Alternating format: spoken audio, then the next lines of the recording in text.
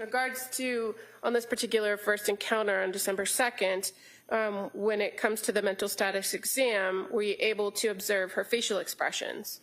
Yes. And what were your observations of her facial expressions?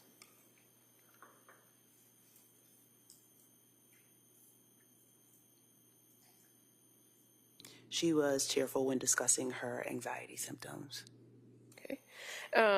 And did you also ask those questions about thought content? You just have to answer out loud. Yes. Okay. And so what did she say about thought content? So thought content, worry about her infant and that she had an addiction to Ativan. And you said you also, in this assessment, assessed suicidal thoughts, correct? Correct. And so did you ask her anything more about those passive thoughts that you indicated she reported? Yes, and what she reported as far as like passive thoughts were thoughts of not wanting to be here or no longer wanting to live, but no plan. And is that significant to you, the fact that she identified there was no plan? Yes. And why is it significant? Because if she identified that she in fact had a plan, then that would escalate me to see it as a crisis and request higher level of support at that time. As far as your observations of her thought process, were those within normal limits? Yes. And her intellectual functioning, were those within normal limits? Yes. Did she report to you any past attempts to harm herself or others? No.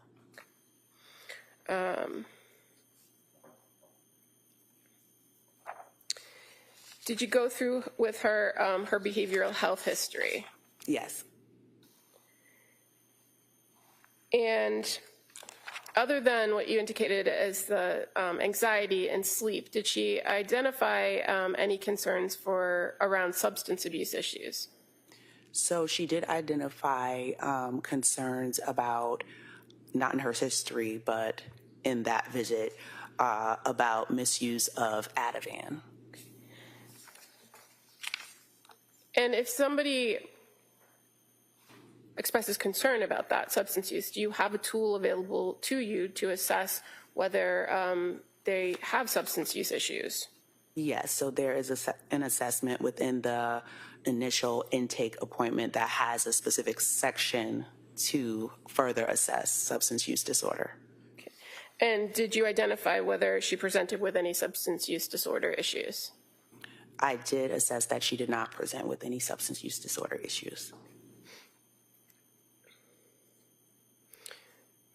And as far as her expressed concern to you, fair to say it was focused on the one particular medication, the medication Ativan, correct? Yes.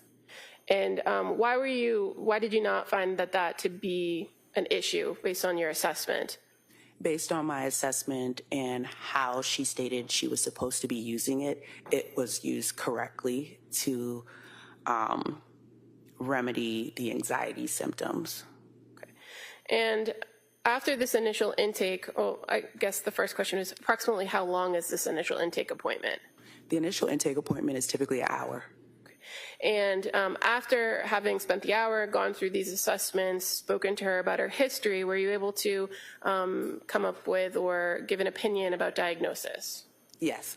And based on her presentation to you, what was your opinion about diagnosis? At the time, my opinion about her diagnosis was postpartum anxiety because she had a lot of anxiety about most things. Okay. And so what were your recommendations as far as a treatment plan for her? My recommendations at that visit was outpatient therapy, continued medication, and weekly visits with me. Okay. And why did you recommend outpatient therapy on top of therapy with you? So outpatient therapy was kind of like a blanket therapy, but more so like intensive outpatient therapy, partial hospitalization therapy. And was your role in offering her weekly sessions an attempt to kind of bridge services and make sure she was getting everything she needed, or something different? To bridge services. And so after that meeting with the recommendation for weekly visits, did you begin to schedule additional visits with her? Yes. And after that particular visit on December 12th, did you send her any particular information? Yes. And how do you do that? How do you send patients information if you're not able to give it to them? I can send it through my chart messaging. And on this particular day, after your meeting with her, you sent her some resources about cognitive behavioral therapy, did you not? Yes. Your next contact with her was December 5th. Why December 5th, if you had just met with her on the 2nd? That may have been the soonest available appointment that week for her. Okay. And it was shy of the 1 week, right? Mm-hmm. Was there anything in your meeting with her on the 2nd that made it necessary to have a shorter appointment? No. This next contact on the 5th, was that in person or telehealth? Telehealth. And on this day, on the 5th, when you met with her, did she report some additional information or report how things had gone over the weekend to you? May I see my notes? Sure.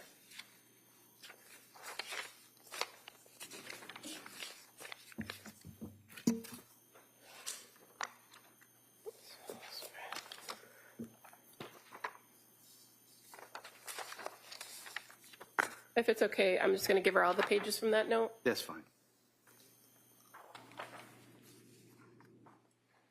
Thank you. Yep. Thank you. Okay.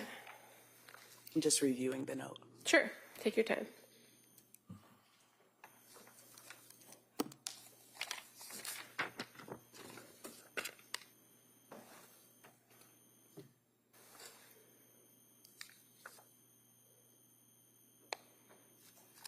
And can you repeat the question? Sure. In that visit on December 5th, did she indicate to you or did she report to you how the weekend went for her?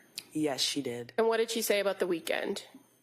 She reported that over the weekend she had a difficult weekend, having intrusive thoughts about wanting to die, and that she had contacted Aspire Crisis Support. She met with the clinician virtually and was told that she did not meet the criteria for inpatient treatment due to having no SI plan, suicidal ideation plan. And so when she reported the intrusive thoughts and having a tough weekend, did you follow up with her and begin to kind of talk with her about that? Yes. And what did she tell you about what she was feeling in those intrusive thoughts? So in those times, what she reported was that it was continuous intrusive thoughts of not wanting to be there, but no plan. Okay. Kind of like the same report that she gave to Crisis. Okay. And as far as kind of the difficulty of the weekend and how she was feeling, did she tell you how she was feeling? No. In that particular meeting, when she had talked about wanting to die or not wanting to be there anymore, did you kind of follow up with her about those statements and whether she had any sort of intent or plan? Yes. And did you ask her additional information and complete that full mental status exam? Yes. On that meeting? And were there any signs of psychosis or signs of mania or homicidal ideation? No. And at the time that you met with her on the 5th, was she currently having those thoughts about wanting to die? If you know? Just reviewing the note. Sure.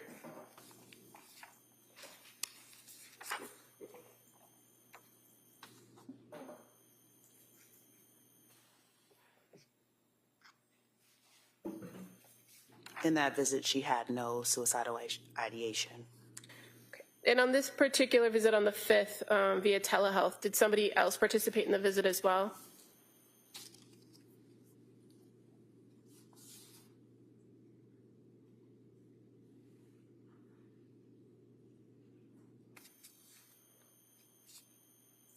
I could direct you to page 45. 45? Yeah. Okay.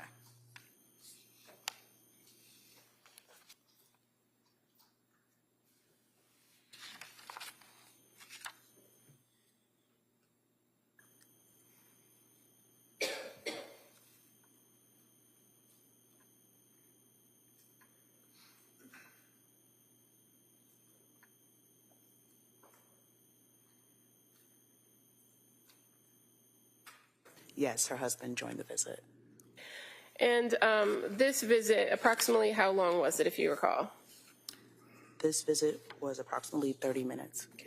And fair to say, focus of the visit was to kind of deal with that bad weekend and calling Yes. the crisis center. Yes. So what did you offer her as far as recommendations or assessments or assistance during this meeting?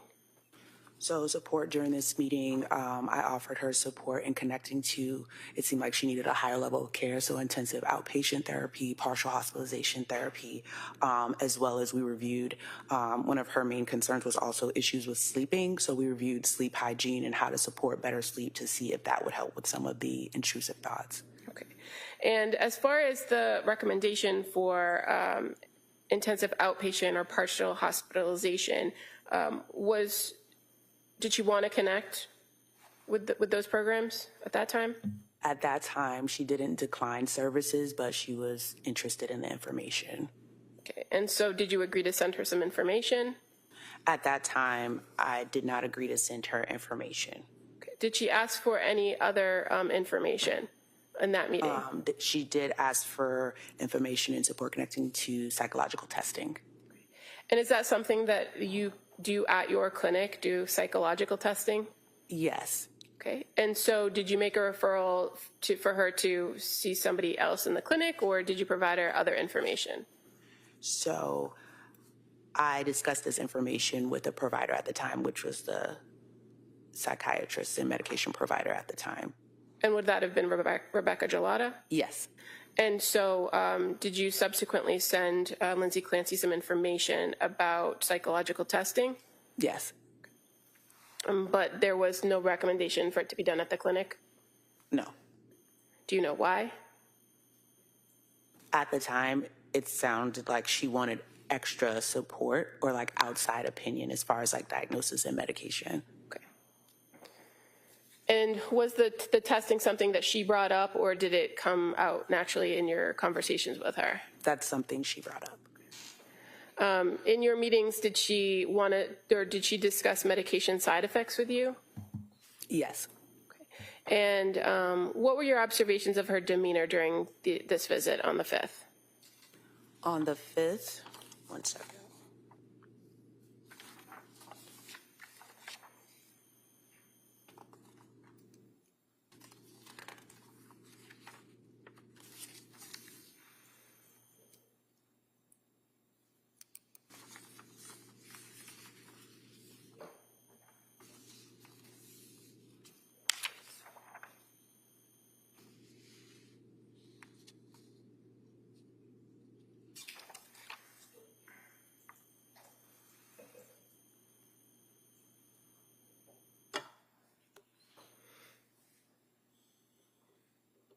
Her presentation overall was within normal limits. She didn't appear like anxious or different than any other visit I had with her. And this is kind of your second meeting with her, right? Yes. And how many meetings did you have overall with her during the time she was at the clinic, if you know? 4. 4. So, but you had spent an hour with her on that intake where there's a lot of information exchange, right? Yes. So was there anything different about how she presented, how she spoke to you or answered questions during this follow-up on the 5th? No.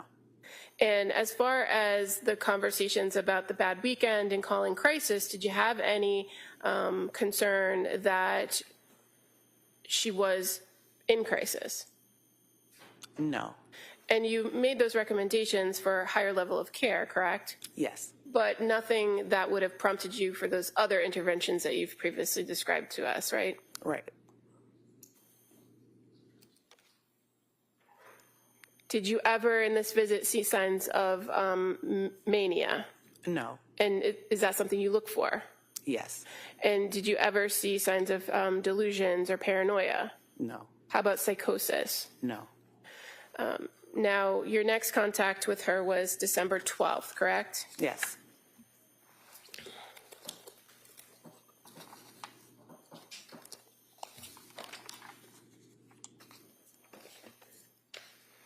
And was that in person or telehealth, if you recall? Telehealth. And on the 12th, Did you have further conversation with her about your previous recommendations about partial hospitalization programs? May I review? Yep.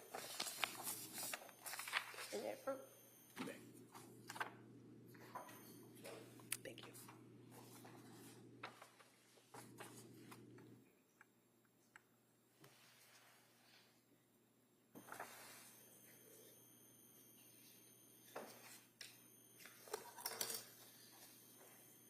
Yes, we did have further conversation about recommendations. Okay. And did she indicate to you that she would be starting a program soon? Yes, she indicated that she would be starting a partial hospitalization program in Norwell on December 20th, 2022. Did she provide you any details about that program? Do you know? No, just that she would be starting a program in Norwell. Was that, had you referred her to any programs in Norwell? No. And in this meeting with her, did you continue to talk about her need for higher level of care? Yes. And did you make recommendations on a different program? Look.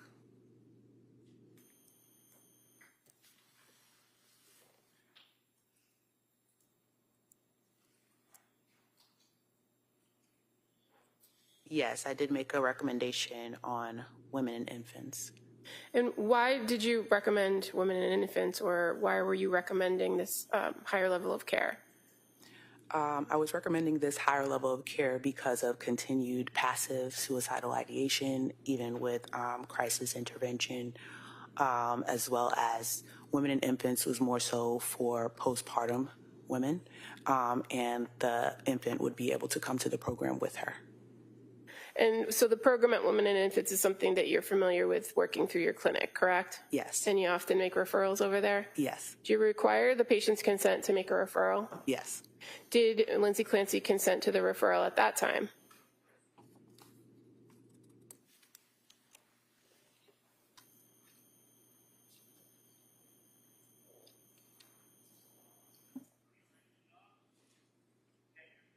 Yes. And so did you work to make that referral after that visit? Yes. Now, you mentioned that she had continued passive suicidal ideation. In this meeting that you had with her, did you assess that? Her suicidal ideation? In this visit particularly, did she have passive suicidal ideation? Well, do you ask if they still have that? Yes. Or if they currently have thoughts of suicide? Yes. And in this instance, did she have thoughts of suicide or wanting to die? Just reviewing. Hold on.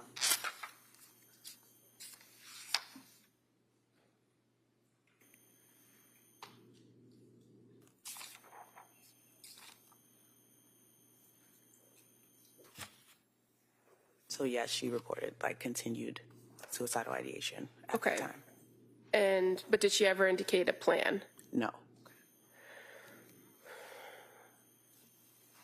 Having met with her on the 12th, did she ever articulate to you that she had made any attempts?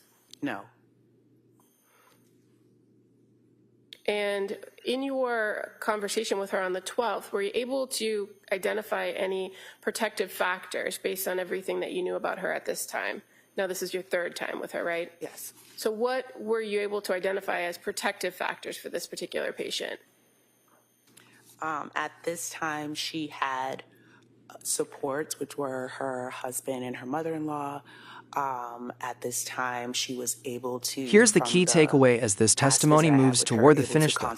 Witness says she continued to report suicidal thoughts, but there was still no reported plan or attempt at. At the same time, the clinician identified protective factors, family support, and her willingness to contact crisis services, and says she was willing to accept a higher level of care.